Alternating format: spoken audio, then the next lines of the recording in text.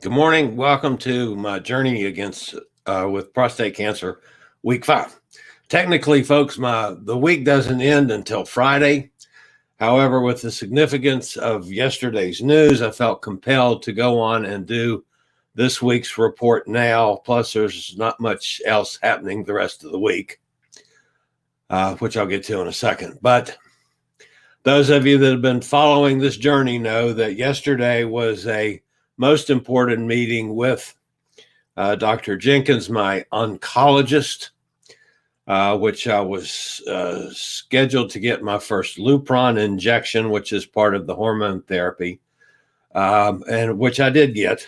Boy, that was a rough needle. I'll tell you, that one was tough. It was hard, but anyway, did get that yesterday, and of course to get the results of my biopsy that was conducted last Friday. As expected, I have prostate cancer. I mean, that was clearly evident going in, so we knew that. But just to confirm it.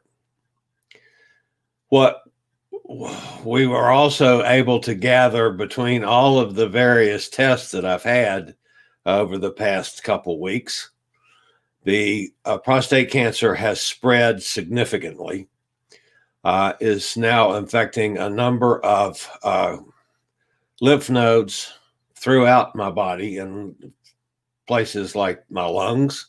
Now, it's not lung cancer, folks. It's prostate cancer that's found in nodes in my lungs, along my spine, which could be some of the reason that I have so much back issues.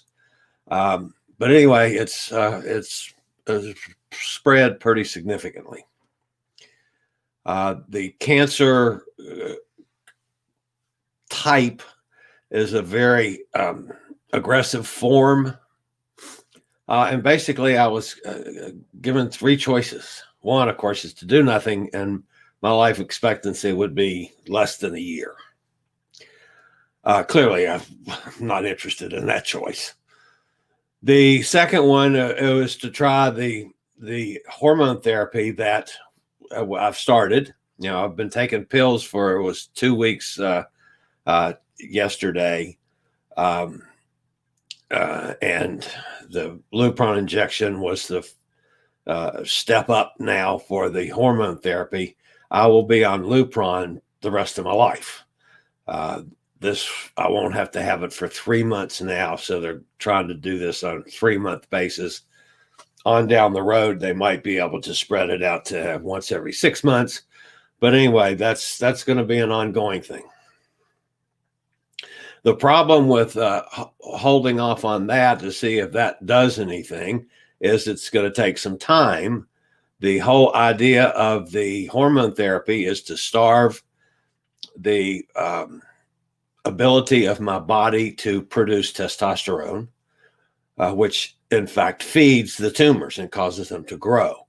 So if you reduce the testosterone production, you're not feeding the tumors and they will shrink some. The problem with just going with that and eventually probably having to go to a more aggressive treatment is that because it is aggressively spreading now, who knows if that would do any good, and we're liable to lose more ground than even trying to gain ground. So the other alternative is to attack it aggressively and start chemo immediately, with all the side effects that come from chemo. And folks, I'm going to lose my hair. I've started thinking about watching Kojak reruns and getting lollipops. For those of you that are my age, know who Kojak was. Some of you younger folks probably don't know who the hell I'm talking about, but that's okay.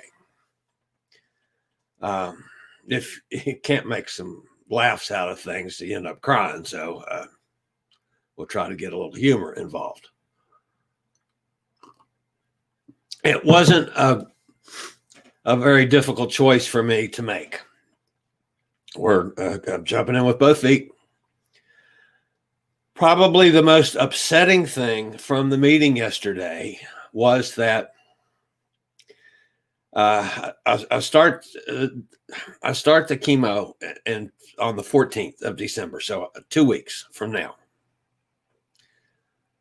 I will have chemo every 3 weeks for approximately 5 months.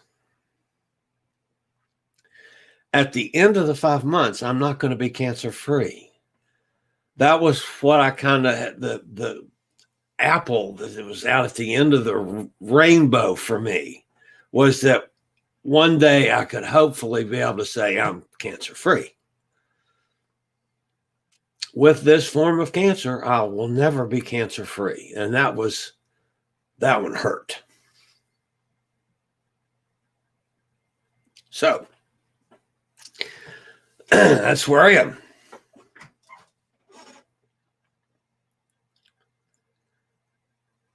Okay. Later on this week, the only thing I have in my schedule for the rest of week 5 is Thursday. I have to go for another damn COVID test because I've got to go in the hospital next week. That'll be in week 6. I have to go in and have a permanent port put somewhere around under my collarbone, and that stays in through the duration. And that's where they plug the chemo in. That takes several hours every time I have to have it. But that stays in, so that's done surgically. It's put in. They say I'll be awake, but I'll be in la la land, which that's fine.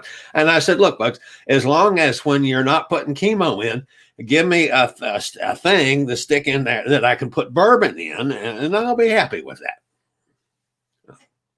Of course, kidding again, folks. But I go for that next Thursday, which will be, of course, in week 6. I have a couple other doctor's appointments. I've got to go see the pulmonary guy and make sure he's up to date on things. And then the 14th, we start in on the chemo. So I will keep you apprised, folks, as we go through this. I'll let you know. I have no idea on the side effects, how I'm going to feel, any of that until I see.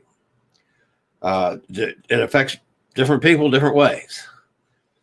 And I realize that, and who knows? We'll see, and I'll try to share it with you as best I can. So that's it for now. Emotional time. See you next time.